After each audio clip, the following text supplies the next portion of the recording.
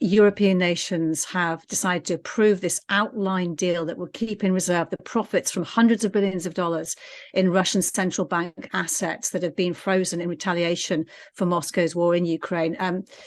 This agreement still needs formal approval, but could be the first step towards using some of the 200 billion euros in Russian central bank assets in the EU to help Ukraine rebuild from the Russian destruction. Presumably you think this is a very necessary and welcome step forward or move towards this. This is another very important economic weapon in the war against Putin. Sanctions are good, but they have a lot of loopholes and there's a lot of problems. I recently wrote about the oil trade, which has a lot of shenanigans going on there. But seizing the frozen assets is important. The confiscation has to go forward. Myself and others have been writing about this for well over a year. This is essential because it removes some of the fatigue by some of the backers of Ukraine. And it makes Russia, it's a sort of a preemptive reparations on Russia. Russia started this for no reason. Russia has devastated Ukraine's economy and killed many people. It's awful what they've done, and they should pay. And that 300 billion in total that is held around the world frozen should not only be confiscated, but there should be additional reparations wagered to Russia because of what it's done. Hello, this is Fernando Barela, and I'm making this video because I was just listening to this woman who was talking about a lot of situations having to do with Ukraine and the European Union.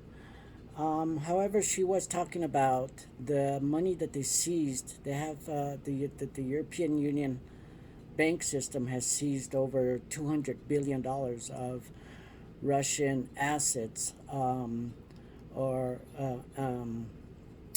they were wondering if they should go ahead and keep that money and then put that money towards the war effort in Ukraine. And I agree with her. I do believe that we should do that. Russia has destroyed everywhere it's been, have totally left the Ukrainian cities leveled to the ground. Like, I didn't even know of some places that Russia destroyed that people are going to resettle there in that area ever again. But either way, there will have to be a rebuilding program that would happen sometime after the war, once we figure out the end of the war, whenever it may come. So yes, I agree with her, and she was also talking about the Europeans needing a military. The United Nations, or I'm not sure about with NATO, but I actually you might want to listen to her. I just post the video moments ago, and I actually do believe that might be a good idea. It is a possibility. I wanted to bring Europe into America, and make America and Europe basically one country. So if I live here, if I am citizen here of the United States, I can easily become a citizen across the sea if I want to, very easily, with practically hardly any restrictions, and the same for them. And that was kind of sort of one of the projects that I would love to have helped conceive. Also,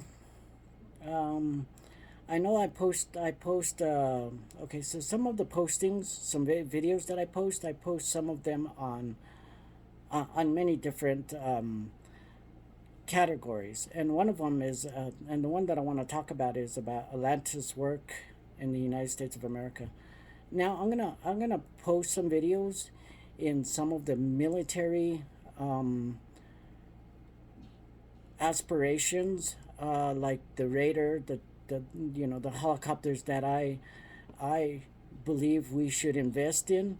So when I post there, it may just be showing some of the wonderful technology and the people that we have across America. But some of them are going to be some of the projects that I'd like to see completed and brought into the military as operational vehicles. I believe that's it. I think that's it. Anyway, Fernando Barela, and we will talk to you later. Bye-bye. Oh, one last thing. My drone company, that I want to, what I want. My team should know. I'm not going to say anything more about that, but I'd hope they discuss it and let's get something going. I hope so. But that's not up to me. That's up to them, I guess, because they're the ones that are going to help. So I hope you discuss it. Anyway, Fernando Barela, we'll talk to you later. Bye-bye.